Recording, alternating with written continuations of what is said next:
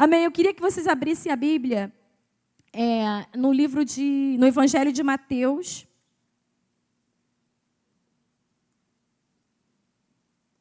No capítulo 1.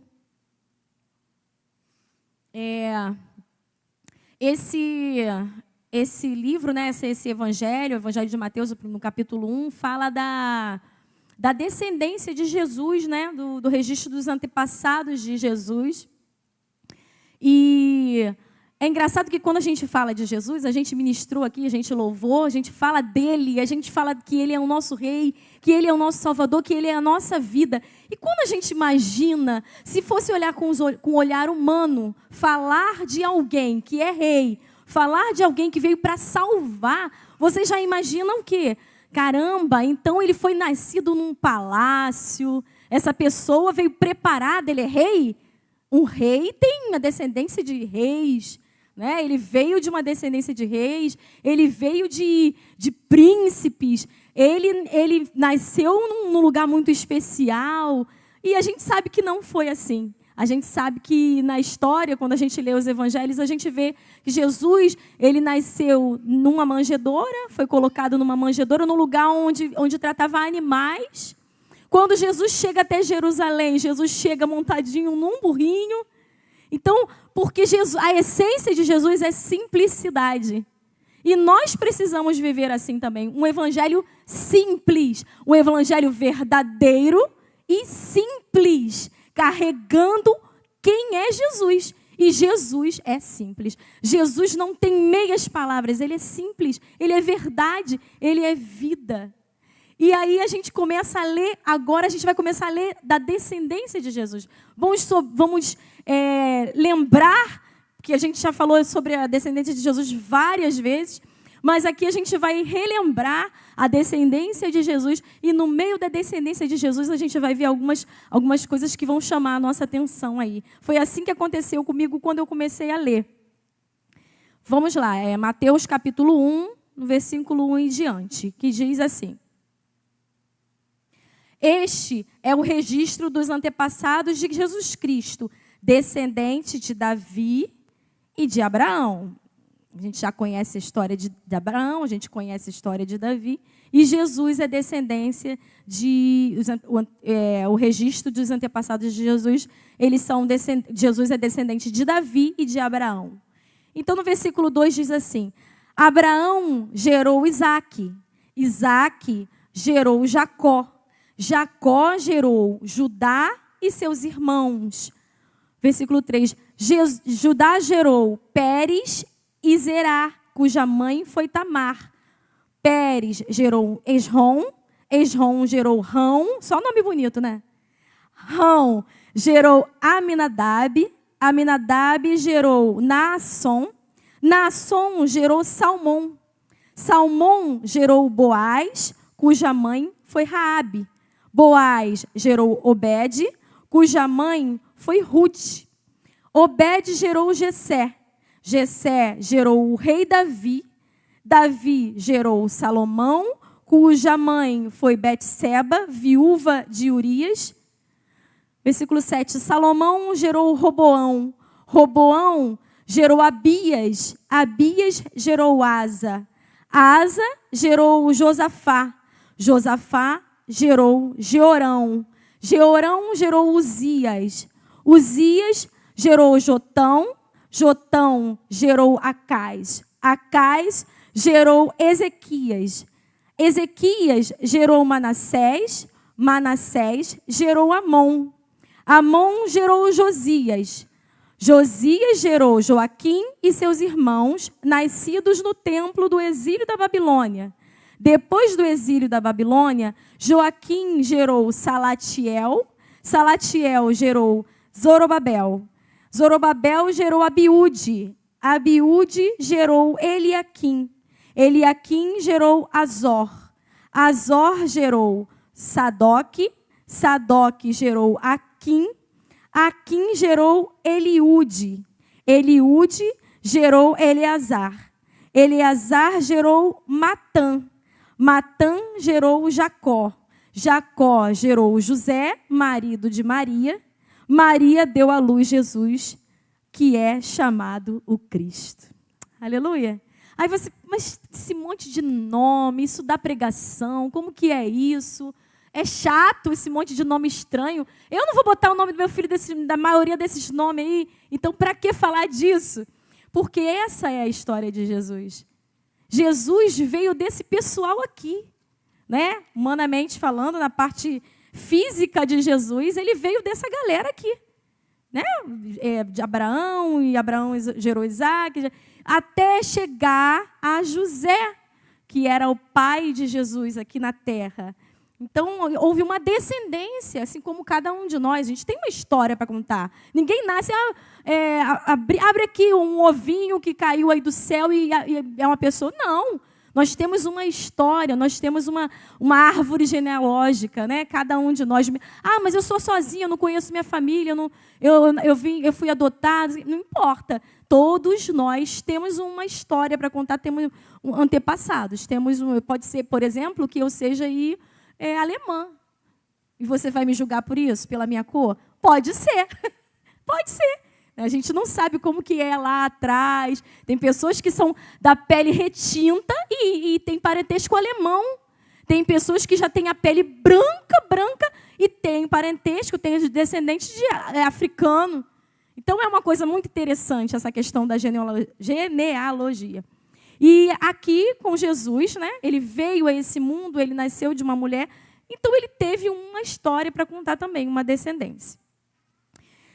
Uma coisa me chama a atenção nesse texto, assim que eu comecei a ler, a gente lê direto as mesmas coisas, mas um dia vem um negócio diferente, né? Um dia algo é novo. A mesma palavra que você lê várias vezes, a gente nem lê tanto porque fica falando esse monte de nome, mas eu parei, comecei a ler e aí algo me chamou a atenção. E, na verdade, o que me chama a atenção nessa história, né, nessa genealogia de Jesus, é exatamente o tema dessa ministração, que é 5 mães. A gente percebeu aqui no texto que, vamos lá, Judá gerou Pérez e Zerá, cuja mãe era Tamar. Salmão gerou Boaz, cuja mãe era Raabe. Boaz gerou Obed, cuja mãe Ruth. Jessé gerou Davi, que gerou Salomão, cuja mãe era Betseba. E Jesus, né, foi gerado por Maria. Então, nesse texto, eu separei eu quero falar sobre essas 5 mulheres que tem nesse primeiro capítulo do Evangelho de Mateus. E eu queria falar um pouco dessas mulheres, porque eu tenho certeza que elas não foram incluídas nessa descendência à toa. E a gente vai entender por quê. Aqui a gente está vendo várias descendências de vários homens, de homens e homens e homens, e de repente, cuja mãe, não sei o que, cuja mãe. Então, o texto quer nos chamar a atenção. Ele quer que a gente faça uma reflexão sobre isso. E é sobre isso que a gente vai falar esse tema. São 5 mães destacadas no texto. Tamar, Raabe, Ruth, Batseba e Maria, mãe de Jesus. Nós vamos começar com Tamar, né? Não sei se vocês conhecem a história de Tamar. Tamar era uma mulher que era casada com o filho de Judá. Judá tinha 3 filhos. Ela foi casada com o primogênito de Judá. Diz o texto que o primogênito de Judá, acho que o nome dele, era mau aos olhos do Senhor. Então, o que Deus faz? Deus tira do mundo. Ele morre. Mas como fica Tamar? Ela era viúva, ainda não tinha filhos. E aí, Judá, o pai desses 3 filhos, né, o sogro de Tamar, fala para Tamar: olha, você vai casar com o meu segundo filho. São 3, né? Foi em ordem primogênito, o segundo filho. Casou com o segundo filho, sendo que o segundo filho, ele não queria, porque, na verdade, ele não estava casando com ela para ter filhos dele. Porque na cultura da época, né, acontecia que se um filho morresse, o outro tinha que casar e dar o primeiro filho ao que morreu. Mas ele não queria fazer isso, porque ele só queria os bens para ele. Imagina, eu vou ter que dividir a minha herança com outro, ele não queria dividir. E por conta disso, né, ele tinha relações com ela, mas ele não deixava a sementinha, né, caía no chão. E aí, por conta disso, o Senhor se entristeceu, o Senhor não gostou disso, se aborreceu com a atitude desse segundo filho, e ele faz o quê? Vamos para lá também, terra dos mortos. Mas o segundo filho, tinha mais um. O terceiro, ele ainda não tinha idade para casar. Então, o que Judá faz? Ele fala, olha, vamos fazer o seguinte, vai para a casa dos seus pais, você é viúva e fica na casa dos seus pais. Quando o meu terceiro filho completar a idade de casar, aí a gente conversa. Gente, ele completou a idade de casar, mas só que não, no texto diz que Judá, ele falou isso porque só para poder enganar ela, porque na verdade ele não queria que o terceiro filho dele casasse. Vamos falar a verdade? Eu entendi um pouco. Poxa, você casa com um, ele morre. Tu casa com o segundo. Que viúva negra é essa? E vai na terceiro, eu acho que vou deixar meu filho casar. Nada, não deixo. E aí o que ele fez? Ele vai, manda ela para a casa dos pais dela e fica esperando. E ela está esperando. Espera daqui, espera de lá. Era um direito dela ter uma descendência. Não era nada de errado. Era o direito dela, tá? Pela cultura, era um direito que ela tinha. Ainda tinha filhos. Mas isso não aconteceu. Passou um tempo. Ela teve uma ideia. E aí o que ela fez? Era um tempo de festa e tal. Ela pensou, bom, eu vou me disfarçar de prostituta, eu vou até ajudar, que era o sogro, nós vamos manter relações e eu vou ficar quietinha aqui. Para ela fazer isso, né, porque era como se fosse uma festa que tinha prostitutas cultuais e tal, e ela se disfarçou e foi com Judá, ele se interessou, foi. Ele não tinha como pagar nada naquele momento, então ele ofereceu um cabrito para ela, um cordeiro para ela. Só que ele ainda ia buscar. E ela pegou essa oportunidade. O que ela fez? Ela falou assim, então, deixa comigo algumas coisas, alguns objetos seus, como penhor, porque eu não vou sair daqui de mãos abanando. E aí ele faz isso. Passou 3 meses. Quem estava grávida? Tamar. Quando Judá descobriu que Tamar estava grávida, ele fala assim, que aquela adúltera, ela tem que morrer. Ela vai morrer. Vamos chamar. Mas aí o que ela fala? Ela manda mensageiros e fala assim, olha, eu estou grávida daquele homem cujos objetos tal, pertence a ele.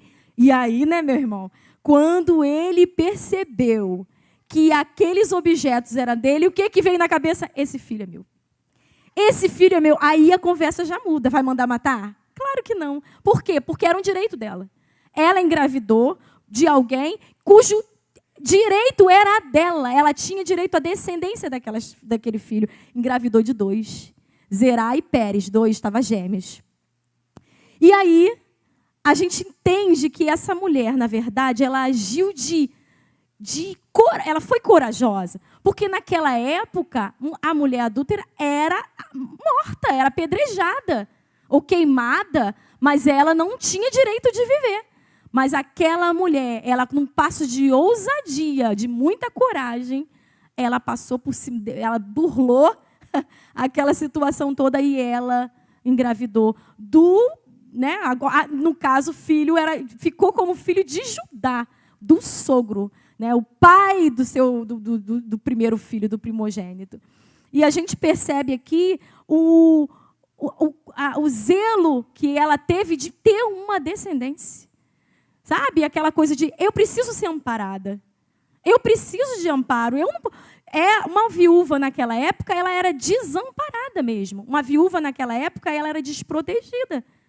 Nem casar de novo ela podia, porque ela estava lá, na casa dos pais dela, esperando alguém que não iria vir. Então, aquela mulher, ela estava condenada mesmo, a viver sozinha, a não ter uma história para contar, a não ter filhos correndo pela casa, a não ter uma herança, algum bem que ela pudesse depois deixar para os seus filhos. E naquela época, ter um filho era algo muito sério, muito importante. Tanto que a mulher estéril tida como uma pessoa incapaz, uma mulher inútil. Então, aquela mulher, ela conseguiu, com coragem, vencer todas aquelas barreiras sociais, porque deve ter sido muito difícil para ela, mas ela venceu. E ela está lá. Deus quis honrar aquela mulher. Ele falou assim, não, eu não só vou te dar uma descendência, como o seu nome estará escrito lá. O seu nome estará escrito na minha descendência, estará lá, ó, cujo nome Tamar. Isso é honra. Honra para alguém que, imagina, uma mulher de desamparada, a mencionada por Deus, a mencionada nos evangelhos, a honrada pelo Senhor. E isso foi algo que o Senhor fez na sua genealogia. E aí, para não deixar em branco, vamos falar aqui, naquela época o marido era responsável pelo sustento da casa. Foi através de um ato de coragem que Tamar, mãe de Pérez e Zerá, passou de uma viúva desamparada a uma das mães incluídas na genealogia de Jesus. O texto que me chamou a atenção dessa história dessa mulher foi Gênesis 38, 26, que diz assim, Judá reconheceu os objetos de imediato e disse, ela é mais justa que eu, pois não tomei as providências para que ela se casasse com meu filho Selá. Essa foi a primeira história, a história dessa mulher corajosa, que tem muito para nos ensinar. Muitas vezes nós somos covardes diante das situações. Muitas vezes nós deixamos de falar, muitas vezes nós deixamos de agir quando nós precisamos. Não, como que ele vai receber isso? Estou com medo. Mas aquela mulher, ela enfrentou qualquer situação, até a própria morte, para encarar algo, porque era bom para ela, era bom para os seus filhos, para a sua descendência. E quantas vezes nós somos tão covardes, né, diante das situações. O emprego, como o pastor falou aqui, uma situação de você ter que enfrentar, e você, não vai, deixa assim. Eu lembro que uma vez, quando eu jovem, que eu não sou mais tão jovem assim, né? Eu lembro que meu irmão falou assim, estava trabalhando, ele falou assim, aqui na empresa apareceu uma oportunidade de emprego. E aí eu fui, toda animada, me arrumei, só que no prédio tinha uma fila enorme, e eu fui com ele, bonito, meu esposo. E aí, quando a gente chegou lá, a fila enorme, eu falei, vamos embora para casa. Ele, vamos embora. Na mesma hora, vamos embora, os dois covardes. Vamos embora. E daqui a pouco, meu irmão, e aí, quando ele não tinha naquela época telefone, então quando ele chegou do trabalho de noite, ele, você não foi, o que aconteceu? Aí eu falei para ele, não, é porque tinha tanta menina bonita, alta e com corpo maravilhoso, que eu falei assim, poxa, entre escolher a mim e escolher essas meninas, lógico que eles vão escolher uma dessas, né? Aí ele falou assim, não, mas não era nessa fila, não. Você já estava com a vaga garantida. Já estava tudo certo, já tinha falado. Era só sair da fila e ir direto e entrar. O emprego era seu. Agora, porque você não apareceu, tiveram que colocar outra pessoa no seu lugar. Então, são coisas que a gente vive por covardia, a gente deixa de receber algo bom, algo melhor, simplesmente porque a gente não avança. Quantas pessoas, aqui tem muitos jovens e adolescentes, talvez você vive com medo, você tem um sonho, você tem uma vontade de fazer algo, uma faculdade ou um emprego melhor, e você fica com medo de arriscar. E aí, por conta desse medo, a idade vai passando, e daqui a pouco você olha para trás e fala, caramba, eu perdi a minha oportunidade. Simplesmente porque eu não fui corajoso. Então, já fica uma dica aí para você. Lute pelos seus objetivos. Não desista tão fácil. Porque quando a gente age, e principalmente quando a gente coloca o Senhor à frente, as coisas acontecem. Amém? Então, esse é o primeiro caso, né? A primeira história fala de Tamar. Depois vem a segunda, que é o versículo 5, que diz, Salmão gerou Boaz, cuja mãe foi Raabe. Quem conhece a história de Raabe, aí levanta a mão para ver se você está antenado aí. E tem muita gente que não conhece ainda. Então, vamos tentar fazer um resumo. Raabe era uma prostituta que morava em Jericó. Raabe, ela morava em cima do muro de Jericó, em cima do muro mesmo. Para você ter uma noção de como esse muro era largo, existiam casas em cima. E uma dessas casas morava Raabe, que era uma prostituta. Raabe, ela recebeu a visita de 2 espias, duas pessoas do povo de Israel, que Moisés mandou para olhar a terra, para conhecer, para saber como que era o território, porque eles iam tomar aquela terra. E eles chegaram à casa daquela mulher. Ela hospedou aqueles homens na casa dela. O que ela pensou? Esses homens, eles vão tomar essa terra, é certo eles tomarem, porque o Deus deles abriu o Mar Vermelho. O Deus deles fez tantos milagres. Esse Deus é poderoso. Esse Deus que fez tantas coisas, com certeza, isso aqui para ele, esse muro para ele não é nada. E com certeza eles vão tomar essa terra. E aí, mesmo morando ali, mesmo tendo uma família, tendo amigos, tendo pessoas, tendo uma cultura totalmente diferente, né? Aquela mulher fala assim, não. Eu quero ajudar esses homens, porque o Deus dele é verdadeiro. O Deus deles é verdadeiro. E aí chegaram os soldados, eles começaram a vir um movimento, quem viu um pessoal diferente. Quem são essas pessoas? O que eles vieram fazer? As pessoas da cidade diz o texto, que estavam amedrontados de alguém entrar e tomar a cidade. Então já havia esse burburinho de que eles queriam entrar e tomar a cidade. Então eles vão correr. Quando chegaram lá, entraram na casa daquela mulher, ela escondeu eles. Ela escondeu aqueles homens e não deixou que eles fossem vistos. Não, aqui não tem ninguém não estou sabendo de nada. E eles foram embora. E aí ela fala o seguinte, vocês vão ter que me prometer. Vocês vão ter que me prometer que assim como eu fui bondosa com vocês, vocês precisam ser bondosos comigo também. E não permita que nem eu e nem a minha família sejamos destruídos.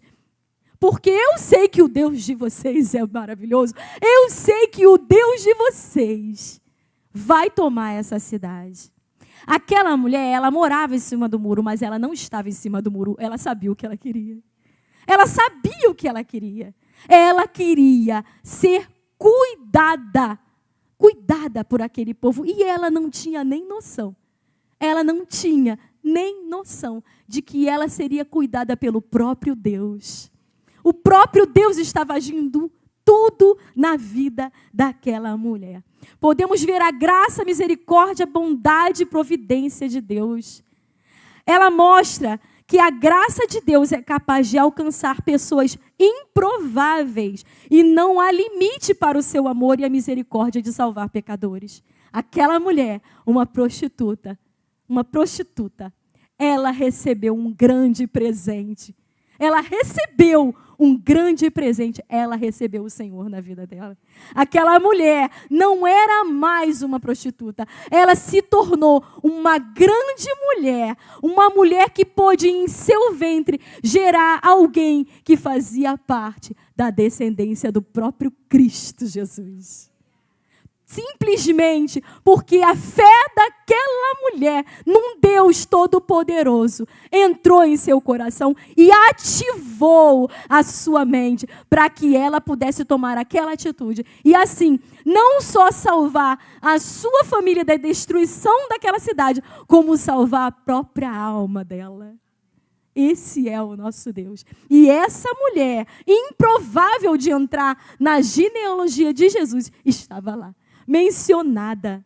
E mais, essa mulher, ela é mencionada também em Hebreus como uma heroína da fé.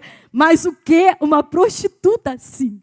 Uma prostituta, ex-prostituta. Agora não mais. Agora uma heroína da fé. E é isso que o Senhor faz na nossa vida. Quantos milagres. Se a gente for parar para contar aqui, quantos milagres, quantas transformações, quantas coisas nós já recebemos. Se a gente pudesse contar cada um o seu testemunho, quantos milagres, quanta transformação. Deus continua transformando vidas. Deus continua falando. Deus continua mudando histórias. Deus continua mudando quadros. Por isso, nós temos que, assim como Raabe fazer, ter fé no Deus que nós servimos. Ela ainda nem servia ao Senhor e ela tinha mais fé do que muita gente. Até do que o povo de Israel.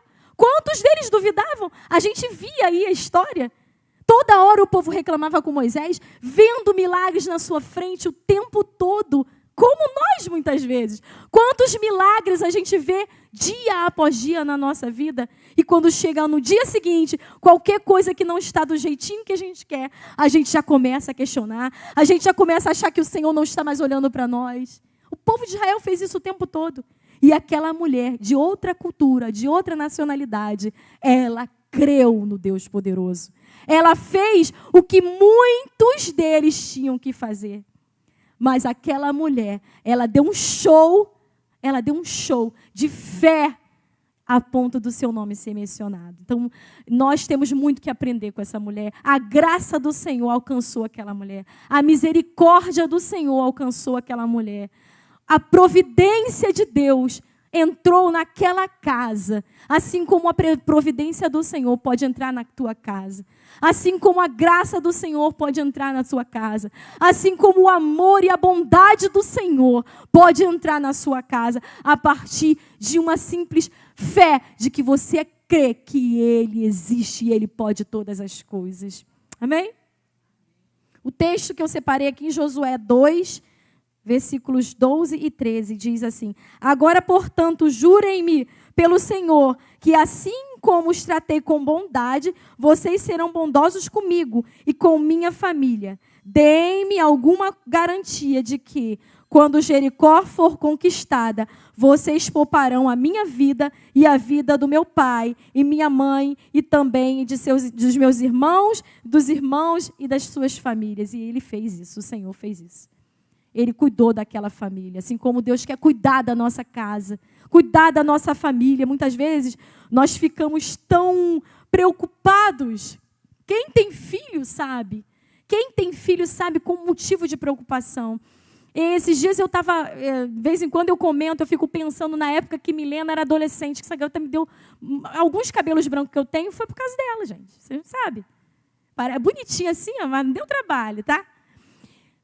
Dessas fases de adolescente que dá trabalho. E engraçado que na época que ela era adolescente, que eu olhava para o céu e falava: Senhor, como que vai ser o futuro dela? Essa garota está me enchendo de cabelo branco, como vai ser o futuro dela? A minha preocupação sempre foi essa. E aí, o Senhor fez uma obra tão linda na vida da minha filha. Hoje nós conseguimos ver uma Milena transformada pelo Senhor. Uma menina cheia de temor de Deus, sempre teve. Mas hoje nós conseguimos enxergar uma Milena transformada pelo Senhor. Uma Milena temente, uma menina obediente, uma menina que ouve, porque ela tinha dificuldade, acho que o ouvido dela era tapado, como a maioria dos adolescentes. Então eu fico pensando assim, esperança, ainda tem mais uma lá. Esperança, estou feliz, porque eu creio que a outrazinha lá também, da mesma forma, vai seguir o caminho dela. Você que tem filho adolescente, você que tem... elas estão tudo cochichando entre elas ali, ó. Vocês são bênçãos do Senhor. São bênçãos do Senhor. Profetizo sobre a vida de vocês. Eu profetizo sobre o futuro de vocês. O Senhor está guardando a vida de vocês, de cada um jovem e adolescente aqui. Eu profetizo que você não vai ter cheiro de álcool. Eu profetizo que nada na sua vida vai acontecer sem a permissão do Senhor. Eu profetizo que o Senhor vai ser a sua vida até a hora que vocês partirem para Ele. Em nome de Jesus, que o Senhor guarde a vida de cada um de vocês. Cada um de vocês. Profetizo. Em nome de Jesus. E é isso. Aquela mulher tão improvável, tão... Imagina aqueles olhares torcidos. Gente, 2 homens de Israel foram para a casa de uma prostituta se esconder. Isso já é algo grandioso demais. Por quê? Porque tinha um propósito. Porque o Senhor queria salvar aquela família. E aí nós temos uma outra história, uma outra mãe que fica no versículo 5, na parte B, que diz: Boaz gerou Obed, cuja mãe foi Ruth. E essa história de Ruth é maravilhosa. Ruth tem um livro para ela. Ela não só foi mencionada aqui, como ela tem um livro dela, que fala de toda a sua história. Quem conhece a história de Ruth? Gente, tem muita gente que não conhece aqui. Então eu vou contar. Será que vai dar tempo? Tô sem hora. Vamos lá. Bom, Ruth, ela, assim como Tamar, perdeu o marido. Só que o contexto foi diferente. Ruth, ela morava em Moabe, né? Na terra de Moabe, ela era moabita, ou seja, um povo pagão, um povo amaldiçoado, e tem um texto que fala disso. Que isso, né? Que incrível.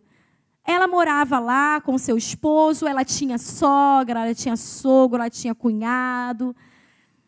E, de repente, o sogro dela morreu, que é o marido de Noemi, sua sogra. E também o seu cunhado morreu, que era, né, marido da outra nora de Noemi. E também o seu marido morreu. Então, foram 3 mortes. Noemi perdeu o marido e perdeu os 2 filhos.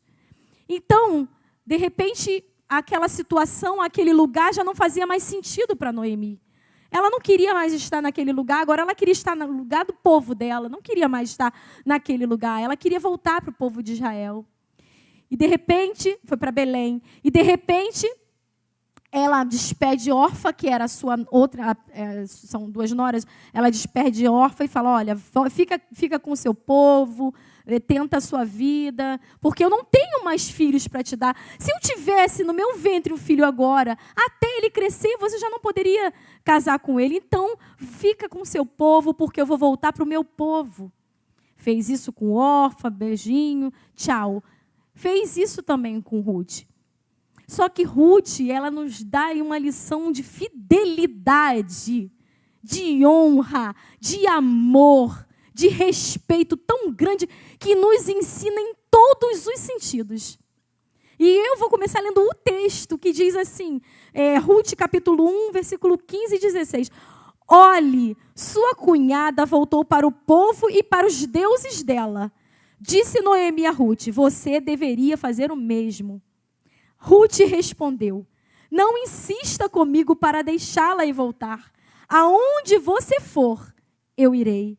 Onde você viver, lá eu viverei. Seu povo será o meu povo e o seu Deus será o meu Deus. Ela abriu mão de tudo aquilo, porque existia alguém que dava um testemunho de vida ali. Ela quis, porque existia uma mulher ali que dava um grande testemunho de quem era Deus. Aquela mulher, ela se espelhou na sua sogra, ela falou: eu quero o que você tem. Eu quero ir para onde você vai. Eu quero viver como você vive. Eu quero a sua cultura, eu quero o seu Deus, eu quero a sua terra. Eu quero absorver tudo, porque o que eu aprendi com você me faz ter a certeza de que o seu Deus é Deus. O seu Deus é um Deus verdadeiro. Aquela mulher abre mão de tudo, das suas amizades, assim como as outras personagens. A gente via ali claramente a fidelidade de Ruth a Noemi, pelo seu testemunho de vida. Honrou uma mulher que merecia ser honrada mesmo. Ela merecia essa honra. E elas partiram para Belém, Ruth e Noemi. Noemi não querendo mais ser chamada de Noemi, porque ela não... eu não lembro o significado de Noemi. Agradável. Ela falou: troca, eu preciso trocar de nome porque eu estou com amargura. Eu perdi meu filho, meus filhos, eu perdi meu marido. Eu estou com um coração triste. Troca meu nome. E ela pede para ser chamada de Mara. Aquela mulher começou ali agora uma estratégia, de repente, como fazer. Ruth não tinha mais filho, não tinha mais marido. Noemi não tinha mais filhos para oferecer. De repente, Ruth, ela foi colher milho, colher espigas numa plantação. Aquela plantação, Noemi descobre que era a plantação de parente do seu marido. Parente do marido dela. Epa! Aí já abre um olhinho brilhando. Epa, é uma descendência. Existe aí uma possibilidade. E aí, aquela Ruth vai até a plantação, e aí ela já começa, né, a fazer aquele joguinho de... No final da história, Ruth casa com Boaz, não é isso? Peraí. Casa com Boaz, e ela tem um filho chamado Obed. E ela entra na genealogia de Jesus. Uma mulher que não tinha nada, mas ela tinha fidelidade. A fidelidade é tudo. A fidelidade ao Senhor é tudo na nossa vida. A fidelidade às pessoas, dos nossos pais. A honra é tudo. Porque o Senhor honra a quem honra. A palavra diz isso. O Senhor honra a quem honra. E aquela mulher, através da sua fidelidade a Deus, e sua fidelidade à sogra, que não era como sogra, assim como a minha, é como mãe. A minha sogra não é minha sogra é minha mãe. E eu faria qualquer coisa por ela. E aquela mulher, ela abre mão de tudo. Eu não quero deuses. Eu não quero cultura. Isso me afasta do Senhor. Então eu não quero. É isso que nós precisamos entender. O que nos afasta do Senhor? O que nos impede de estar com Ele? O que nos faz ficar cegos diante de quem Ele é? Eu abro mão. Eu abro mão. Porque a fidelidade do Senhor é grande. E assim como o Senhor é fiel a nós, nós precisamos também ser fiéis a Ele. Muitas vezes nós deixamos tantas coisas entrarem nesse lugar, tantas coisas impedirem da nossa fidelidade a Ele em todos os sentidos da nossa vida. Em todos os sentidos da nossa vida. Nós abrimos mão fácil das promessas do Senhor, da bondade do Senhor, da misericórdia do Senhor, do amor do Senhor, da provisão do Senhor, simplesmente porque não queremos pagar um preço de sermos fiéis a Ele. Queremos abrir mão do que é certo para ouvir coisas, falar coisas, agir coisas que não nos edificam, que não nos levam à presença dEle. Aquela mulher entrou na descendência de Cristo simplesmente porque ela foi fiel. Ela teve um nome, ela teve um livro para ela, de uma história linda, uma história de devoção, de amor e de fidelidade. Nós precisamos de viver esse evangelho que seja um evangelho de fidelidade a Deus e tudo o que Ele fez e do que Ele é em nossas vidas. E aí vem a outra história. Está acabando. A história no versículo 6 que diz: Jessé gerou o rei Davi, Davi gerou Salomão, cuja mãe foi Batseba, viúva de Urias. Aí eu fiquei pensando assim, então quem era Batseba, viúva de Urias? Bom, se ela era viúva, então a descendência de Urias não estava lá. Então ela era esposa de quem ela era esposa? Alguém sabe? De quem Batseba era esposa? Do assassino de Urias. Batseba, ela era esposa do assassino do seu marido. Não é estranho falar assim? Não choca quando a gente fala assim? Porque fica muito bonito, mas quando a gente fala a história em realidade, essa é a realidade. Batseba estava tomando o seu banho, né, a purificação, tinha acabado o ciclo menstrual, foi tomar o seu banho. Davi estava desocupado no terraço, havia guerra, mas naquele dia ele não estava com preguiça, estava ocioso. De repente ele sobe no seu terraço, o que ele vê? Uma mulher linda. Linda! Chamou os olhos dele. Ele tinha tudo, ele tinha a mulher que ele quisesse. Ele podia escolher a mulher que ele quisesse. Mas o olhinho dele bateu na mulher dos outros.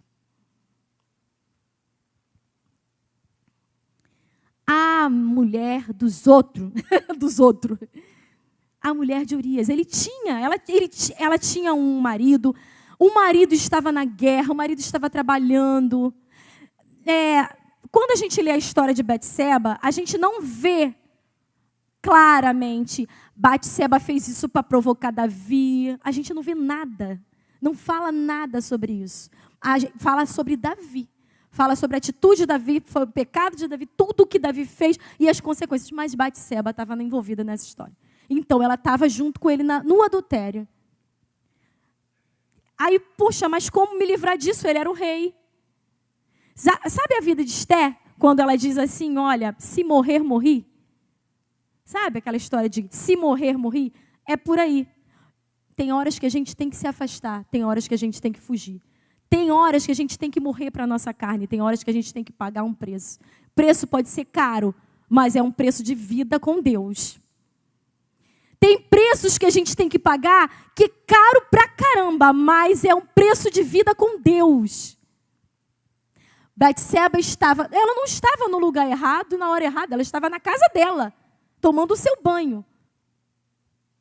E aí houve toda essa, manda chamar que eu quero ela agora. Sabe aquela coisa da impulsividade, sabe aquela coisa de querer e tem que ser? Isso é um perigo. Isso é um perigo. Nós precisamos estar com os nossos ouvidos, os nossos olhos atentos, porque Satanás, ele fica o tempo todo em derredor, tentando destruir, tentando tirar a alegria, tirar a paz, tirar a presença do Senhor da nossa vida. E naquele momento aconteceu um adultério. Davi manda chamar aquela mulher, ele teve relações com ela, aquela mulher engravidou. O seu marido estava trabalhando, ele estava na guerra. Aquela mulher passa uns dias, passa um período, ela descobre que está grávida. Davi manda Urias o seu esposo ficar em casa. Fica em casa, não era pandemia. Vai para a guerra, não vai para a guerra, fica em casa, porque ele queria que Urias tivesse relações com a sua esposa para enganar, para dizer que o filho era dele. Urias era mais honesto que Davi naquela situação. Urias fala, como eu vou para a guerra sabendo que os soldados, os meus amigos estão lá guerreando, lutando? Eu não faria isso com o rei, não. Quer dizer, ficar em casa, vou para a guerra. Voltou para a guerra. E agora, o que Davi faz? Então, já que ele quer ir para a guerra, manda um bilhete para um dos seus comandante lá e falou, faz o seguinte, pede para Urias ficar à frente da batalha, ele vai ficar lá na frente. Ele planejou a morte de Urias. Urias morre. Betseba passa o tempo da sua viuvez, Davi pega para ele, casa com ela. Essa gravidez não deu certo. A criança morre. Antes da gravidez, da criança morrer, profeta Natan, chega até Davi, fala para ele por quê. Olha, eu quero te contar uma história, aconteceu, que ia ter uma festa, e aí um homem muito cheio de dinheiro, muita grana, e ele queria fazer uma festa, e ele tinha muitos bezerros, muitos bezerros, mas ele olhou para o lado e viu um bezerro lá tão bonitinho, tão lindo, uma beleza incomum. Ele falou assim, eu quero esse bezerro que eu quero. Eu não quero os meus, eu quero esse. E aí, de repente, ele mata aquele bezerro para fazer a sua festa. Davi ouviu aquilo e grita, digno de morte é esse homem. Ele diz, esse homem é você. Esse homem é você. Você matou Urias. Você pegou a esposa dele. Você engravidou dela, você é digno de morte. Davi se arrepende, Davi chora, Davi se quebranta à presença do Senhor.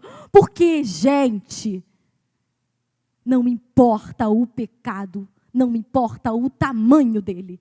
Não importa. Se você se arrepende, Ele perdoa. Esse é o nosso Deus, por isso que isso nos incomoda tanto às vezes. Ai, mas um bandido, mas ele fez, ele aconteceu agora. Deus perdoa sim. Ele é perdoador. Quando há um coração quebrantado, Davi tinha um coração quebrantado. Deus perdoou Davi. Davi se quebranta, ele perde um filho, depois Betseba engravida de novo do rei Salomão e entra para a genealogia de Jesus. O assassino, agora não mais tido como um assassino, mas como um homem segundo o coração de Deus, porque ele era um homem segundo o coração de Deus. Ele foi perdoado. Aqui nós conseguimos enxergar claramente a graça de Deus, independente do tamanho do pecado da humanidade. Ele entregou seu filho. Ele não escolheu alguns pecadores, ele escolheu a todos nós. Cada um com seu pecado, pequenininho e grande. Ele falou, vem todo mundo. Se arrependeu? Salvo. Se arrependeu? Salvação. Deus é assim. Por isso que eu digo, se você... Mas o que eu fiz? Não importa. Se você se arrependeu, o Senhor restaura. Ele salva, Ele transforma. Esse é o nosso Deus. Nós conseguimos enxergar claramente a misericórdia do Senhor através da vida de Davi e da vida de Betseba. E ela foi contada ali. O nome dela estava escrito lá. Porque ela já tinha sofrido muito também. Ela perdeu o seu marido. Ela perdeu o seu filho. E agora Deus estava restaurando a vida daquela mulher. Porque Ele queria que ela tivesse uma história diferente. E ela teve uma história diferente. Ela conheceu o Deus poderoso. E o nome dela estava escrito lá. Porque aquela mulher que, mesmo que enredada numa coisa tão ruim, tão suja, o Senhor resgatou aquela mulher e Davi, e eles puderam estar ali, na genealogia de Davi, de Jesus. Jesus, filho de Davi. Como pode? Jesus, filho de um assassino. Jesus, filho de Davi, tenha misericórdia de mim. Nós vemos aqui a palavra do Senhor, do homem, pedindo a misericórdia, reconhecendo a descendência de Cristo. Davi estava lá, aquele que matou, aquele que manipulou, aquele que adulterou. Não importa o que você tenha feito, Ele é perdoador. Ele é Deus transformador. Ele muda a história da humanidade. Esse é o nosso Deus. A graça de Deus trabalha em sua vida a despeito do seu passado. Esse é o nosso Deus. E para finalizar, nós vamos falar sobre uma mulher que teve um papel maior do que tudo. Uma mãe que teve o maior papel da humanidade. Uma mulher que não teve não passou por um adultério, uma mulher que não perdeu um filho naquela situação, uma mulher que tinha sua vida pobre, simples, como uma vida comum. Estava noiva para casar com um homem, José. De repente, diz esse versículo 16, Jacó gerou José, marido de Maria. Maria deu à luz Jesus, que é chamado Cristo. De repente, uma mulher que tinha sua vida, tinha os seus sonhos, os seus projetos de vida. Vou casar, vamos fazer um enxoval, vai ser lindo o casamento, tudo direitinho, vamos lá. Toda feliz, toda animada, sua vidinha, tudo simples, mas queria viver um sonho. De repente, um anjo chega para aquela mulher e fala assim, olha, você foi agraciada. Você foi escolhida. Você foi bem-aventurada para trazer em seu ventre o Salvador da humanidade. Que privilégio é esse? Favor imerecido, graça de Deus. Nós, como pecadores, como podemos gerar o Salvador do mundo, gente? Porque ela era uma mulher comum. Uma mulher simples, mas que tinha a sua fé em Deus. Ela era uma mulher firmada no que o Senhor queria para a vida dela, porque ela disse sim. Será que a gente teria coragem de dizer sim? Uma situação... A sociedade da época, engravidar antes do casamento? Que desculpa é essa? Não, eu estou grávida, mas não é de José, não é de Deus. é do Salvador. Que isso? Para aquela sociedade, burburinho. José, quando ela veio com essa conversa, né? Opa, vou sair de fininho, não quero fazer escândalo, que ele era um homem íntegro, vou lá. Grávida? Vou lá. Grávida tá bom. Vou tentar acreditar, mas não vou fazer confusão, vou para minha casa. O anjo fala para ele, José, aquele filho que você está achando aí que é de uma pessoa diferente, que ela te traiu, ele é o Salvador do mundo. Ele é o Salvador. Quem está falando? Um anjo falando. Tinha que ser um anjo mesmo, né? Para poder ele acreditar. E, de repente, José já muda totalmente, porque ele fala, caramba, que propósito é esse? Que honra é essa? Eu ser escolhido para criar o Salvador do mundo? Ver ele comer papinha? Maria amamentar? Ajudar a engatinhar? Ensinar o Salvador a engatinhar? Que isso? O que é isso? Eu fico pensando na mente de Maria, ela olhando ali, Salvador. Salvador da humanidade. Mamando no meu peito. Salvador da humanidade. Fazendo caquinha. A gente pensa assim, não sei se vocês já pensaram isso, porque eu já pensei. Caramba, a Xuxa não faz necessidades. Não faz. Sai alguma coisa diferente. Quando eu vi a Xuxa, porque na época Xuxa era... Meu Deus, era tudo, né? Aí eu olhava para a Xuxa e falava, ela não faz caquinha como a gente, ela é diferente. A gente fica criando expectativas para coisas. Jesus fez todas essas coisas que a gente faz sem pecar. Fez tudo isso. Aprendeu a engatinhar, falou as primeiras palavrinhas. Tudo isso. Salvador da humanidade. E aí o texto de Lucas 1, 28 ao 33 diz assim, o anjo, aproximando-se dela, disse, alegre-se, agraciada, o Senhor está com você. Maria ficou perturbada com essas palavras, pensando no que poderia significar essa saudação. O anjo falando comigo, o que deve ser? Mas o anjo lhe disse, não tenha medo, Maria. Você foi agraciada por Deus. Você ficará grávida e dará à luz um filho. E lhe porá o nome de Jesus. Ele será grande e será chamado Filho do Altíssimo. O Senhor Deus lhe dará o trono de seu pai Davi.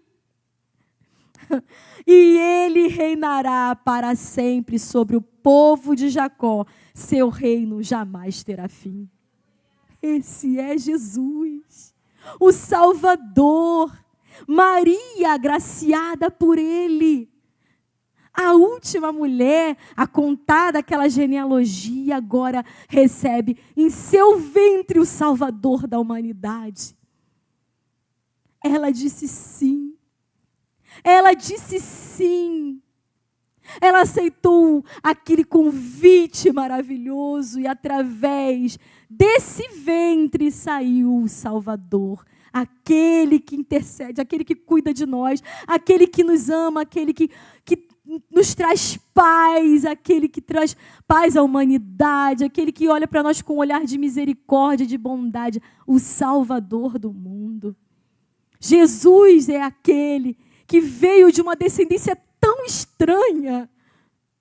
Jesus veio da descendência de prostituta, de assassino, de manipulador, de mentiroso. Ai, o nosso Cristo, Ele nos ensinou uma coisa com isso. Todos nós podemos ter acesso à graça dele. Todos nós podemos ter acesso à graça dele. Aquelas pessoas que estavam escritas ali.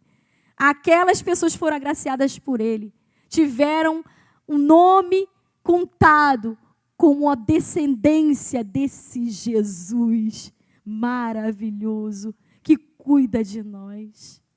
E aí isso também nos ensina uma coisa. A família tem problema, gente. A gente fica, puxa, a família de fulano é melhor. Eles vivem tão bem, um sorriso o tempo tudo, a voz baixa. Gente, eu falo alto lá em casa, eu fico pensando, graças a Deus que eu moro num quintal com a minha família, com a família. Porque eu fico pensando, se eu morasse numa casa com os vizinhos, talvez os vizinhos se escandalizem um pouco comigo. Porque eu grito a beça e falo muito alto, gente. Não sei o que, não sei o que, me leva. Eu grito a beça. Glória a Deus que a galera é lá de casa. Às vezes uns gritam também, outros são mais tranquilinhos. Mas a gente é assim. A gente ama Jesus. Jesus é tudo na nossa vida, mas a gente grita. Jesus é tudo na nossa vida, mas às vezes a gente se estressa. Jesus é tudo na nossa vida, mas às vezes a gente está triste, está chateado, briga com o filho, briga com o marido, faz as pazes, pede perdão, mas é tudo igual. Família tem problema. A gente às vezes fica colocando um peso sobre a nossa vida tão grande que porque a gente acha que o outro é melhor, a gente não cuida do nosso. Ah, não, já desisti. Não desiste, não. Não desiste.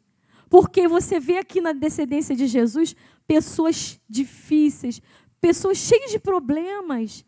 Talvez problemas maiores até do que os nossos. A gente está aqui falando de coisas graves, gente. E você está aí querendo desistir de tudo, preocupada. Ah, não vou falar, não vou aconselhar, não vou fazer. Não faz isso. Sabe por quê? Porque o Senhor, Ele é o teu Deus, Ele é o Deus da tua casa, Ele cuida da tua família, Ele cuida dos seus. Luta, investe por eles, investe neles. Não desiste, não. Então, essas 5 mulheres nos ensinam tanta coisa: coragem, fé, fidelidade, a graça de Deus, verdade.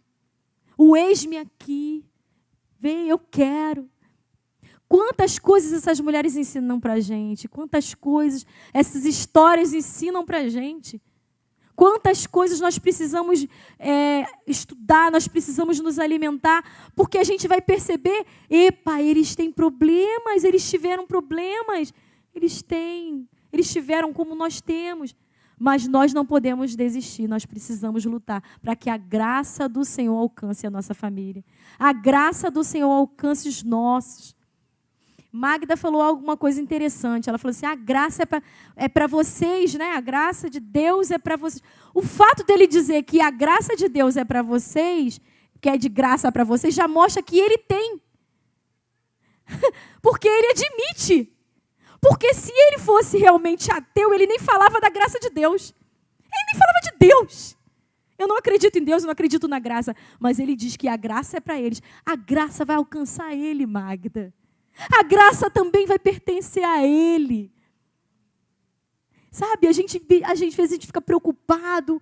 Eu fico, meu Deus, eu tenho 2 filhas, graças a Deus, uma melhorzinha, a outra nova. A gente fica pensando como vai ser o futuro, as escolhas, mas a gente vai entendendo que o Senhor está cuidando dos nossos, a despeito dos nossos erros, dos nossos passados, das nossas falhas, das nossas preocupações. O Senhor, Ele cuida dos seus. Basta a gente confiar nele. Viver uma vida de integridade, de fidelidade, de coragem, de fé, de respeito. Nós só precisamos entender quem é Deus e pedir para que Ele dirija a nossa casa, o nosso lar, as nossas vidas. Porque se nós temos uma vida de fidelidade, isso vai alcançar também os nossos filhos. Nós precisamos buscar o Senhor para que os nossos filhos conheçam o Deus dos pais e automaticamente buscarem essa presença e conhecerem o próprio Deus.